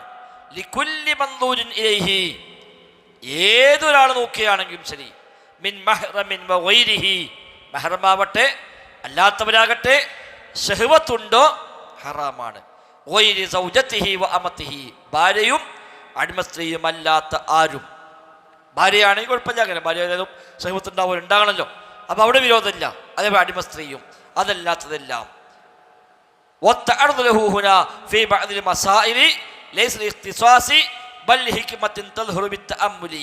എന്തിനാണ് ഇതൊക്കെ ഒരിക്കൽ കാണാൻ നോക്കാന്നൊക്കെ പറഞ്ഞത്? അത് ഫിത്ന ഉണ്ടായാലും നോക്കാമെന്ന അർത്ഥത്തിലല്ല. അത് ചില ഹിക്മത്തുകൾക്ക് വേണ്ടി ശർഅ് അനുവദിച്ചു കൊടുത്തതാണ്. അതും പാടില്ല എന്ന് പറഞ്ഞാൽ ജീവിതം ദുസ്സഹമാകും. ഇപ്പം വീട്ടിനുള്ളിലും ഒരു പെണ്ണ് പൂർണ്ണമായും മറക്കണം, അവിടെ നിക്കാബ് ഇടണം എന്ന് പറഞ്ഞാൽ, മക്കളെ മുമ്പിലും മാപ്പാൻ്റെ മുമ്പിലും ആങ്ങളമാരുടെ മുമ്പിലൊക്കെ നിക്കാബിട്ട് നടക്കണം എന്ന് പറഞ്ഞാൽ അത് പൊതുവെ ജീവിതത്തിൽ പ്രയാസമാണ്. അതുകൊണ്ട് അള്ളാഹു കൊടുത്തൊരു ആനുകൂല്യമാണ് മെഹറമായ ആളുകൾ, പ്രായപൂർത്തിയാകാത്തവർ, ശഹ്വത്തില്ലാത്തവർ, വകതിരിവില്ലാത്തവർ, അതേപോലെ കണ്ടാൽ ആശിക്കാത്ത അത്രയും പ്രായമായവർ, അവിടേക്കൊരു ഇളവ് കൊടുത്തത് ചില രഹസ്യങ്ങൾ അതിലുണ്ട്, ചില തത്വങ്ങൾ അതിലുണ്ട്. അതിനു വേണ്ടി ഇസ്ലാമി ഇളവ് നൽകിയതാണ്. അത് വെച്ചുകൊണ്ട് എങ്ങനെയുമാവാം എന്തുമാകാം എന്നൊന്നും വിചാരിക്കാൻ നിർവാഹമില്ല എന്നർത്ഥം.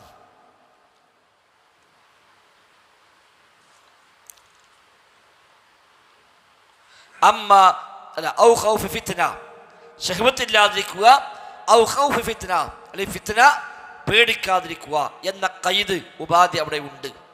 അമ്മ ഇൻ വുജിദ ശഹ്വത്തുൻ, എന്നാൽ ശഹ്വത്തുണ്ടായിക്കഴിഞ്ഞാൽ, ഔ ഖീഫ വുജൂദ് ഫിത്നത്തിൻ, അല്ലെങ്കിൽ ഫിത്ന ഉണ്ടാകുമെന്ന് പേടിക്കപ്പെട്ടാൽ, ഫൈനഹു യഹ്റമു നദറു ഹീനഇദിൻ, ആ സമയത്ത് നോക്കൽ ഹറാമാണ്. പെങ്ങളെ നോക്കുമ്പോഴും നമുക്ക് വികാരം തോന്നുന്നുണ്ടോ? ഇങ്ങനെ നോക്കാൻ പാടില്ല, അവിടെ നോക്കാതെ മാറി നിൽക്കുകയാണ് വേണ്ടത്. ലിവുജൂദിൽ മഹ്ദൂരി ശർഈ അല്ലദീ യുഅദ്ദി ഇലൽ ഫസാദി ഗാലിബ, ഫസാദിലേക്ക് എത്തിക്കുന്ന ശർഅ് പേടിച്ച കാര്യമെന്തോ അക്കാര്യം അവിടെ ഉണ്ട്. ആ കാര്യമുണ്ടോ എങ്കിൽ മെഹ്റമാണെങ്കിൽ പോലും നമ്മളവിടെ കാണാൻ അനുവാദമില്ല. അതോടെ അവിടത്തിൻ്റെ ആ ഭാഗം കഴിഞ്ഞു. അപ്പോൾ ആണിൻ്റെ അവിടത്ത്, പെണ്ണിൻ്റെ അവിടത്ത്, നിസ്കാരത്തിന് മടക്കേണ്ട അവിടത്ത്, നിസ്കാരത്തിന് അല്ലാത്തപ്പോൾ മടക്കേണ്ട അവിടത്ത്, ഇതെല്ലാം പരാമർശിക്കപ്പെട്ടു. ഇനി ഇപ്പം ഇതുപ്രകാരം മറച്ചുകൊണ്ടാണ് നിസ്കരിക്കേണ്ടത്. അടിമ സ്ത്രീ രണ്ടെണ്ണക്ക് വേർതിരിച്ചു. സൗന്ദര്യമുണ്ടെങ്കിൽ പൂർണ്ണമായി മറക്കണം, സൗന്ദര്യമില്ലെങ്കിലോ അവർക്കവിടെ ആനുകൂല്യമുണ്ട്. അപ്പം ഖവായിദിനെ പോലെ ആശിക്കപ്പെടാത്ത സ്വതന്ത്ര സ്ത്രീകൾക്ക് എന്താണോ അതുപോലെയാണ് അവർ. ഷാഫി മദ്ഹബിലൊക്കെ അവിടെ പൊക്കിൾ മുതൽ മുട്ട് വരെ എന്ന് പറഞ്ഞവരുണ്ട്. അടിമ സ്ത്രീക്ക് സാധാരണ അവിടുത്തെ പൊക്കിൾ മുതൽ മുട്ട് വരെയാണ് എന്ന് പറഞ്ഞതൊക്കെ നമ്മൾ മദ്രസയൊക്കെ പഠിച്ച് അങ്ങനെയായിരുന്നു പണ്ടൊക്കെ. അതെ, നിസ്കാരത്തിൽ ഫുള്ള് മറക്കണം. ഇനി ഒരാൾക്ക് നിസ്കാരത്തിൽ അവിടുത്തെ മറക്കാൻ വസ്ത്രം കിട്ടിയില്ല എങ്കിൽ എന്ത് ചെയ്യും? ഇപ്പം അവിടുത്തെ മറക്കാൻ ഷർട്ട് എന്ന് പറഞ്ഞല്ലോ, വസ്ത്രമില്ല അല്ലെങ്കിൽ ഭാഗ്യമായിട്ടുണ്ട് എങ്കിൽ എന്താണ് ചെയ്യേണ്ടത്? ഒരല്പം കിട്ടി എങ്കിൽ എവിടെ മറക്കേണ്ടത് ഉള്ളത് കൊണ്ട് അതാണ് ഇനിയുള്ള ചർച്ചകൾ. ഇദാലം യജ്രി റജുലു ഫി സ്വലാ, ഒരു പുരുഷൻ നിസ്കാരത്തിൽ ലഭിച്ചില്ല, ഇല്ലാമാ യസ്ത്രു ബിഹി ഔറതഹു, അവിടത്ത് മറക്കാനുള്ള വസ്ത്രം മാത്രമേ ഉള്ളൂ, വേറെ ഒന്നുമില്ല. പൊക്കിൾ മുതൽ മുട്ട് വരെയാണ് അവിടുത്തെ നല്ലോ, അത് മറക്കാവുന്നൊരു വസ്ത്രമേ അവനുള്ളൂ, ചുമല മറക്കാനൊന്നും പറയില്ല എങ്കിൽ സതറഹ, അപ്പം അവൻ അവിടത്താണ് മറക്കേണ്ടത്.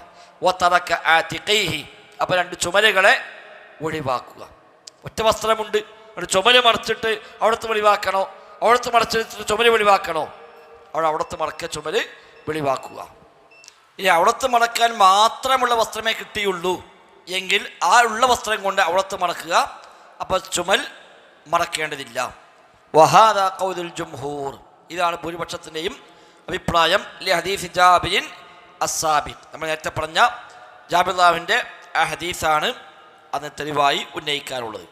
ഒരു അന്ന തഖ്തിയത്തുൽ ആതിഖൈനി മുസ്തഹബ്ബ വലൈസത്ത് വാജിബ കമാ സബഖ, അത് വാജിബല്ല, സുന്നത്താണ് നേരത്തെ പറഞ്ഞു.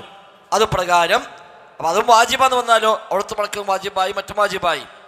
അപ്പം ഈ ഖിലാഫ് വരും, ഏതിനെ മുന്തിക്കണം. എന്നാൽ അവിടെയും മുന്തിക്കേണ്ടത് അവിടുത്തെ കാര്യം, ഇത് അവിടുത്തെ കാര്യത്തിൽ തർക്കമില്ല. മറ്റതാവട്ടെ നിർബന്ധമാണോ ഒരു കാര്യത്തിൽ തർക്കമുണ്ട്. അതുകൊണ്ട് ഉള്ള വസ്ത്രം അവിടുത്തെ മടക്കാൻ മാത്രമേ മതിയാകൂ എങ്കിൽ അവിടുത്തെ മടക്കുക, ബാക്കി ഭാഗം മടക്കേണ്ടതില്ല. ഇനി ഇദാലം യജ്ദി മുസല്ലി സത്രതൻ തക്ഫീ ലിസത്രി ഔറതിഹി കുല്ലിഹാ, അവിടുത്തെ തന്നെയും പൂർണ്ണമായും മറക്കാൻ ആ വസ്ത്രം മതിയാവൂല. ഒരു ചെറിയൊരു പിന്നെ തുണിക്കഷ്ണമേ ഉള്ളൂ, അത് ഉടുത്താൽ ഒന്നുകിൽ മേലെ നിന്ന് ഉടുത്താൽ മുട്ടിൻ്റെ അവിടെ കുറച്ച് ഭാഗം വെളിവാകും, കുറച്ച് ഇറക്കി കൊടുത്താൽ പൊക്കലവിടെ വെളിവാകും. ഇങ്ങനെയൊക്കെ അവിടുത്തെ പൂർണ്ണമായും മറക്കാൻ മാത്രമില്ല എങ്കിൽ സതറൽ ഖുബ്ല വദ്ദുബ്റ, അപ്പം മുൻദ്വാരവും പിൻദ്വാരവും നിർബന്ധമായും മറക്കുക. അത് കഴിച്ച് ബാക്കിയുള്ളത് എവിടെ എത്ര എത്താൻ പറ്റുമോ അത്രയും എത്തുക. അല്ലാതെ മുന്നിലൊന്നാകണ്ട് തൂക്കിയിട്ട് ബാക്കിൽ ഞാനും കണ്ടാലും കുഴപ്പമില്ല, മുന്നേ അതല്ല വേണ്ടത്.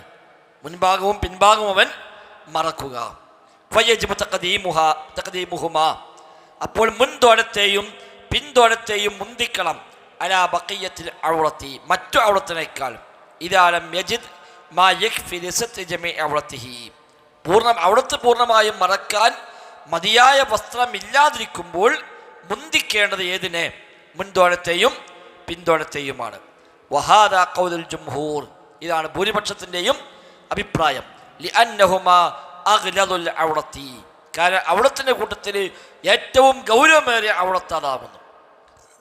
വദിൽ ഇജ്മാഇ അലാ വുജൂബി സത്രിഹിമാ ഫി സ്വലാ, നിസ്കാരത്തിൽ ഇത് രണ്ടും മറക്കൽ നിർബന്ധമാണെന്ന് കാര്യത്തിൽ ഇജ്മാ ഉണ്ട് താനും.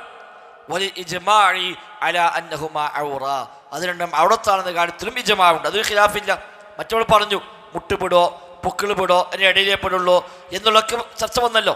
എന്നാൽ മുൻതോരവും പിൻതോരവും ഔറത്താണോ അല്ലേ, അങ്ങനെ ചർച്ചയേ ഇല്ല. അത് ഇത്തിഫാഖൻ ഇജ്മാഅൻ എല്ലാവരും പറഞ്ഞ കാര്യമാണ്, അത് ഔറത്ത് തന്നെയാണ്. അതുകൊണ്ട് അതിനെ മുന്തിക്കുക. അപ്പം ആകെ ചെറിയൊരു തുണിക്കഷ്ണമേ അവനുള്ളൂ എങ്കിൽ ഉള്ള വസ്ത്രം കൊണ്ട് മുൻദ്വാരവും പിൻദ്വാരവും മറക്കയാണ് മുന്തിക്കേണ്ടത്. ഇനി അതുമില്ല, ഇദാലം യജിദിൽ മുസല്ലി, നിസ്കരിക്കുന്ന ഒരാൾക്ക് ലഭിച്ചില്ല മിനസ്സത്രത്തി, മറയിൽ നിന്ന് മാ യക്ഫി ലിസത്രി ജമീഇൽ ഫർജൈനി, രണ്ട് ഗുഹ്യസ്ഥാനങ്ങൾ പൂർണ്ണമായും മറക്കാവുന്ന വസ്ത്രമില്ല അവൻ്റെ പക്കൽ എങ്കിൽ സതറ അഹദഹുമാ, രണ്ടിൽ ഒന്നിനവൻ മറക്കുകയാണ് വേണ്ടത്. രണ്ടും പൂർണ്ണമായി മറക്കാനില്ല എങ്കിൽ മുൻദ്വാരമോ പിൻദ്വാരമോ രണ്ടാൽ ഒന്നിനെ മറക്കുക. ലിഖൗലിഹി തആല ഫത്തഖുല്ലാഹ മസ്തതഅ്തും, തെളിവെന്താണ്? അല്ലാഹ് പറഞ്ഞു കഴിവിൻ്റെ പരമാവധി അല്ലാഹുവിനെ സൂക്ഷിക്കാൻ.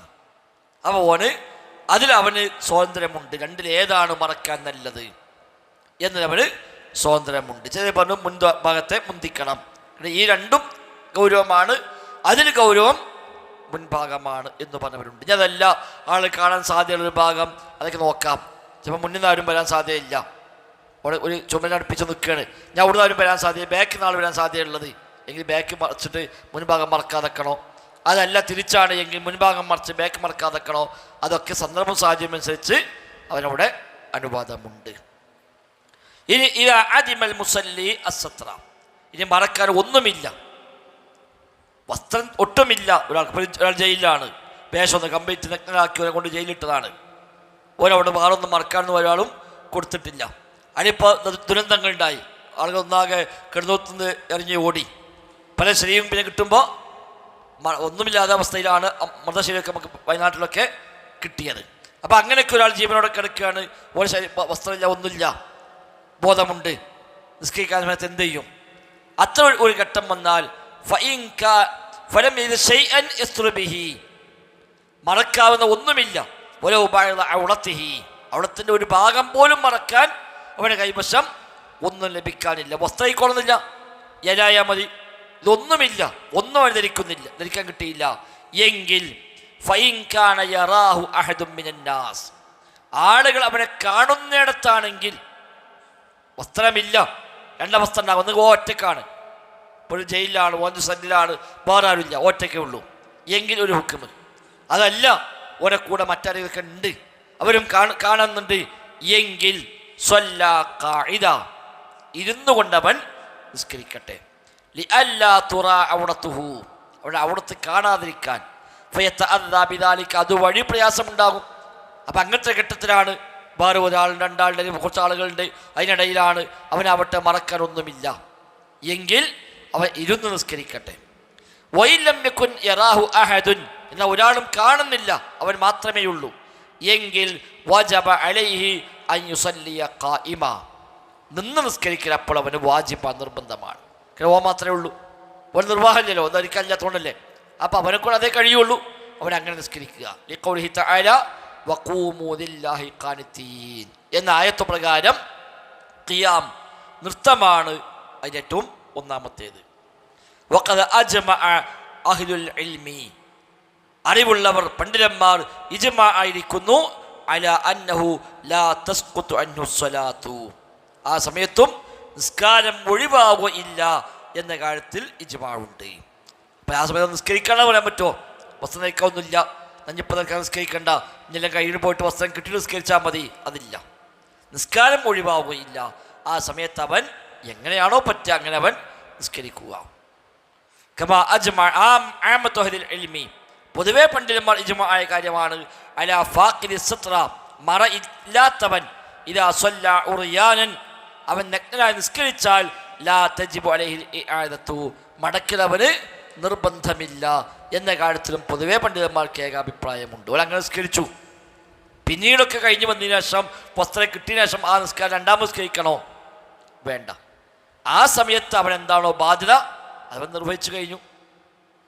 ആ സമയത്തോടെ അതേ നിർബന്ധമുള്ളൂ, അതവൻ ചെയ്തു.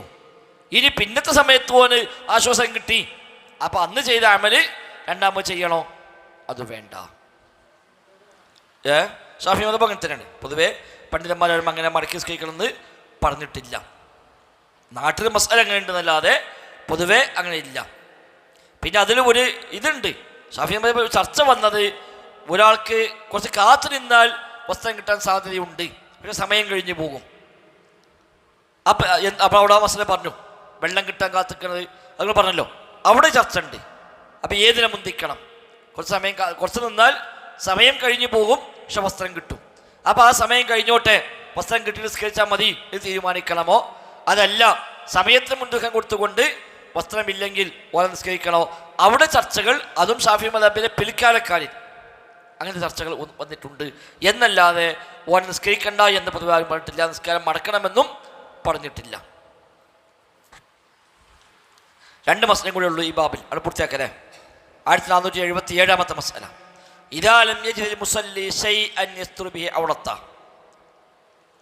ഇനി അവിടുത്തെ മടക്കാൻ ഒന്നുമില്ല,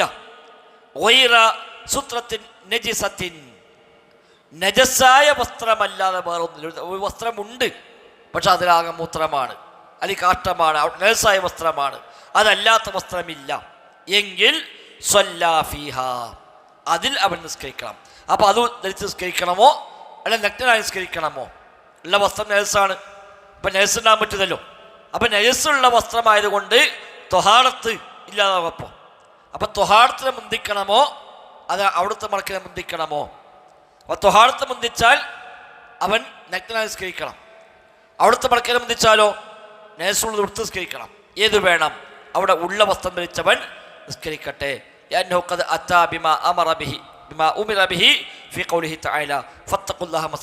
ആയത്തിൽ കൽപ്പിക്കപ്പെട്ട എന്താണോ അതവൻ ചെയ്തല്ലോ. അവനും അത് മടക്കി നിസ്കരിക്കൽ നിർബന്ധമില്ല. കാരണം അവന് വീഴ്ചയൊന്നും വരുത്തിയിട്ടില്ല, അവനെ കൊണ്ട് പ്രത്യേകിച്ച് വീഴ്ച ഉണ്ടായിട്ടില്ല. അവനെന്താണോ ചെയ്യാൻ സാധിക്കുക അതവൻ ചെയ്തു. അവൻ്റെ പോരായ്മ കൊണ്ട് ഓനെ വീഴ്ച കൊണ്ട് നഷ്ടപ്പെട്ടെന്നെങ്കിലല്ലേ? അതില്ലല്ലോ. അതുകൊണ്ട് അവൻ ആ സമയത്ത് അവന് ബാധ എന്താണോ ചെയ്തു കഴിഞ്ഞു, അത് മതി. ഈ രണ്ടാമത് നിസ്കരിക്കേണ്ടതില്ല. ഒരു അന്നഹു മുംതസിൽ അംരില്ല, അവൻ അള്ളാഹിന്റെ കൽപ്പനയെ ശിരസ വഹിച്ചു. വലം യൂജിബില്ലാഹു തആല മുസ്ലിമി അൻ യുസല്ലിയ സ്വലാത്തൻ വാഹിദത്തൻ മർറത്തൈനി, ഒരു നിസ്കാരം 2 പ്രാവശ്യം നിസ്കരിക്കാൻ അല്ലാഹു തആല വാജിബാക്കിയിട്ടില്ല. അപ്പം അള്ളാഹ് ഒരു പാലിക്കാൻ കൊണ്ട് നിയമങ്ങൾ പറഞ്ഞു, അത് കഴിയുന്നിടത്തോളം പാലിച്ചു. കഴിയാത്തത് വന്നു, അവിടെ എന്താ ചെയ്യേണ്ടത് അള്ളാഹ് പറഞ്ഞു, അതും ചെയ്തു. അതോടുകൂടെ ബാധ്യത കഴിഞ്ഞു. ഇനി മറ്റൊരു മസ്അല, ഒന്നും ധരിക്കാനില്ല പക്ഷേ കിട്ടാനുണ്ട്, പൈസ കൊടുത്ത് വാങ്ങണം. അപ്പോൾ ഒരു പൈസ കൊടുത്ത് വാങ്ങൽ നിർബന്ധമാവോ? അല്ല, അതിനൊന്നും തൽക്കാലാവില്ല. വസ്ത്രമില്ലെങ്കിൽ വസ്ത്രമില്ലാത്ത നിസ്കരിക്കുക എന്ന് പറഞ്ഞാൽ അങ്ങനെ നിസ്കരിക്കാൻ പറ്റുമോ? ഇദാലം യജ്രിൽ മുസല്ലി, നിസ്കരിക്കുന്ന ആൾ ലഭിച്ചില്ല സത്രത്തൻ മറക്കാനൊന്നും, ഇല്ലാ ബിശ്ശിറാഇ, വാങ്ങിയിട്ടല്ലാതെ ഓന് ലഭിക്കൂല. പൈസ കൊടുത്ത് വാങ്ങിയാൽ വസ്ത്രം കിട്ടും എങ്കിൽ ലസിമഹു ശിറാഉഹാ, അവിടെ വാങ്ങൽ നിർബന്ധമാണ്. വസ്ത്രം വാങ്ങി ഓൻ ധരിക്കുക. അവിടെ പിശുക്ക് കാണിച്ചാണ്ട് എനിക്ക് വസ്ത്രമില്ല അവിടെ എനിക്ക് നിർബന്ധമില്ല എന്ന് പറയില്ല, ഓൻ വാങ്ങണം. വലൗകാന തുബാഉ, അത് വിൽക്കപ്പെടുന്നുവെങ്കിലും സമന മിസ്ലി, മാർക്കറ്റ് റേറ്റിനേക്കാളും കൂട്ടിയിട്ടാണ് വിൽക്കുന്നത്. കടക്കാരനറിയാം ഇപ്പം എത്ര പറഞ്ഞാലും വാങ്ങുന്നു. അപ്പോൾ കുറച്ച് പേരാണ്ട് കൂട്ടി പറഞ്ഞു, എന്നാൽ എനിക്ക് വേണ്ട, ഞാൻ അങ്ങനെ നിസ്കരിച്ചോളാം. അല്ല, ഓന് വാങ്ങാൻ കഴിയുമോ ഓനത് വാങ്ങണം. വില കൂട്ടി ഓനെ പറ്റിച്ചെങ്കിൽ അത് വേറെ കാര്യം. പക്ഷേ ശേഷിയുണ്ടെങ്കിൽ അത് വാങ്ങാതിരിക്കാൻ നിർവാഹമില്ല. മാലം യജ്ഹഫ് ദാലിക ബിമാലിഹി, അതവൻ്റെ സമ്പത്തിനെ മൊത്തം നശിപ്പിക്കുകയില്ല എങ്കിൽ, ഒന്നാകെ മൊത്തം അതിനുവേണ്ടി ചിലവഴിച്ചു വേണമെന്നില്ല, അതിൻ്റെ ആവശ്യമില്ല. സാധാരണ മാർക്കറ്റിനേക്കാൾ ദേശക്ക് വില കൂടി എങ്കിൽ അവിടത് വാങ്ങുകയാണ് വേണ്ടത്. കാരണം എന്താ? അന്നമാല യത്തിമുൽ വാജിബു ഇല്ലാ ബിഹി ഫഹു വാജിബ്. അത് ഫിഖഹിന്റെ ഖാഇദയാണ്, ഫിഖഹിന്റെ അടിസ്ഥാന നിയമമാണ്. മാല യത്തിമുൽ വാജിബു ഇല്ലാ ബിഹി ഫഹു വാജിബുൻ. ഒരു വാജിബ് പൂർത്തിയാവാൻ എന്തൊക്കെ വേണോ അതൊക്കെ വാജിബാണ്. ഒരു വാജിബ് പൂർത്തിയാവാൻ എന്തെല്ലാം വേണമോ അത് വാജിബാണ്. അപ്പം അവിടുത്തെ മടക്കൽ വാജിബാണ്. അത് പൂർത്തിയാണെങ്കിൽ ഇപ്പം വസ്ത്രം വാങ്ങിയേ പറ്റുള്ളൂ, അപ്പം അത് വാജിബായി മാറും. ഫഇല്ലം യസ്തതി ശിറാഅഹു, ഇനി വാങ്ങാൻ കഴിയില്ല, സാധനം വിൽക്കാനുണ്ട്, അവിടുത്തെ പൈസ ഇല്ല, അത് വാങ്ങാവുന്ന സാഹചര്യമല്ല അവനുള്ളത് എങ്കിൽ സ്വല്ല ബിഹസബി ഹാലിഹി, അവൻ്റെ അവസ്ഥക്കനുസരിച്ച് അവിടെ നിസ്കരിക്കാം. ചിലപ്പോൾ ഒരു പൗതി വാങ്ങാൻ പറ്റും, ചെറിയൊരു ആ മര്യാദക്ക് ഫുള്ള് മറക്കാൻ പറ്റുമൊന്നും വാങ്ങാൻ കഴിയൂല, ഓരോ കയ്യിൽ ചെറിയ പൈസ എന്തുകൊണ്ട് തൽക്കാലം അതിന് തോർത്തുണ്ട് കിട്ടും, ആ തോർത്തുണ്ട് വാങ്ങിയിട്ട് അവിടെ നിസ്കരിച്ചോട്ടെ. അല്ലെ അതുകൊണ്ട് ചെറിയൊരു പീസ് വല്ലതും കിട്ടും, ഒരു ടവല് കിട്ടും, ആ ടവല് വാങ്ങിക്കോട്ടെ. ആകെ 10 റുപ്യ ഉള്ളൂ, ഒരു ടവല് വാങ്ങാൻ കിട്ടും, ലോക്കൽ ടവല്. അത് കിട്ടിയിട്ട് നേരത്തെ പറഞ്ഞപ്പോൾ അതുകൊണ്ട് ഏതാണോ മറക്കാൻ പറ്റുക അത് മറച്ചോ നിസ്കരിച്ചോ ആയിക്കോട്ടെ. അതാണ് ബിഹസബി ഹാലിഹി, അവൻ്റെ അവസ്ഥക്കനുസരിച്ച് നിസ്കരിക്കണം. വഹാദാ മുജ്മഉൻ അലൈഹി, ഇതെല്ലാം ഇജ്മാ ഉള്ള കാര്യമാണ്. ലിഖൗലിഹി തആല ഫത്തഖുല്ലാഹ മസ്തതഅ്തും. ഇതൊക്കെ തെളിവെന്താണ്? ഈ ആയത്ത് അല്ലാഹ് പറഞ്ഞു കഴിവിൻ്റെ പരമാവധി അല്ലാഹനെ സൂക്ഷിക്കുക. അത് ഓൻ ചെയ്തു, ഓനെ കൂടെ എന്താണ് ചെയ്യാൻ പറ്റുമോ ചെയ്തിട്ടുണ്ട്. ബാക്കി ചെയ്യാൻ കഴിയാത്തതാണ്, അതുപോലെ അള്ളാഹു കൽപ്പിച്ചിട്ടില്ല. ഏത് തത്വപ്രകാരമാണ് അവിടെ പറഞ്ഞത്? വല്ലാഹു അഅലം.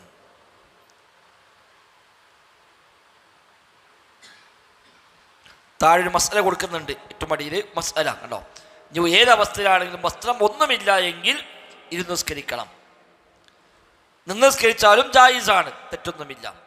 എന്നാൽ നിന്ന് നിസ്കരിക്കുകയും നിലത്ത് സുജൂദ് ചെയ്യുകയാണെങ്കിൽ അതാണ് അവൻ ചെയ്യേണ്ടത് എന്നും പറഞ്ഞവർ ഉണ്ട്. എന്താണെങ്കിലും ശരി നിസ്കാരം ഒഴിവാകുന്ന പ്രശ്നമില്ല. വസ്ത്രമില്ലാന്ന് കരുതിയിട്ട് നിസ്കരിക്കാതിരിക്കുക, വെള്ളമില്ലെങ്കിൽ നിസ്കരിക്കാതിരിക്കുക, ഖിബില അറിയില്ലെങ്കിൽ നിസ്കരിക്കാതിരിക്കുക, അതൊന്നുമില്ല. അതതിൻ്റെ പൂർണ്ണതയാണ്. അതിനൊക്കെ സാധിക്കുന്നില്ലേ അയാൾക്കവിടെ ഇളവ് ലഭിക്കും എന്നാണ് നമ്മൾ മനസ്സിലാക്കേണ്ടത്. ഏതായിരുന്നാലും മൂന്നാമത്തെ ഷർത്ത് ഇതോടെ അവസാനിക്കുന്നു. സത്തുൽ ഔറ, അവിടത്തെ മടക്കുക എന്ന മൂന്നാമത്തെ ഷർത്ത് അവിടെ അവസാനിച്ചു. ഇനി നാലാമത്തെ ഷർത്താണ്. അതെന്താണ്? നജസിൽ നിന്ന് ശുദ്ധിയാവുക. നിസ്കരിക്കുന്ന സ്ഥലവും ശരീരവുമൊക്കെ നജസിൽ നിന്ന് ശുദ്ധിയാവുക എന്നതാണ് ഇനിയുള്ള നാലാമത്തെ ഷർത്ത്. ഇൻഷാ അല്ലാഹ് നമുക്ക് അടുത്ത ക്ലാസ് മുതൽ അതിലേക്ക് കിടക്കാം. ഏതായാലും കേട്ടതിനപ്പുറം ജീവിതത്തിൽ പാലിക്കാൻ അല്ലാഹു തആല നമുക്കെല്ലാം തൗഫീഖ് പ്രദാനം ചെയ്യുമാറാവട്ടെ. ബാറക്കല്ലാഹു ഫീന ജമീഅ. അസ്സലാമു അലൈക്കും വറഹ്മത്തുള്ളാഹി വബറകാതുഹു. സുബ്ഹാനക്കല്ലാഹുമ്മ വബിഹംദിക അഷ്ഹദു അല്ലാ ഇലാഹ ഇല്ലാ അൻത അസ്തഗ്ഫിറുക.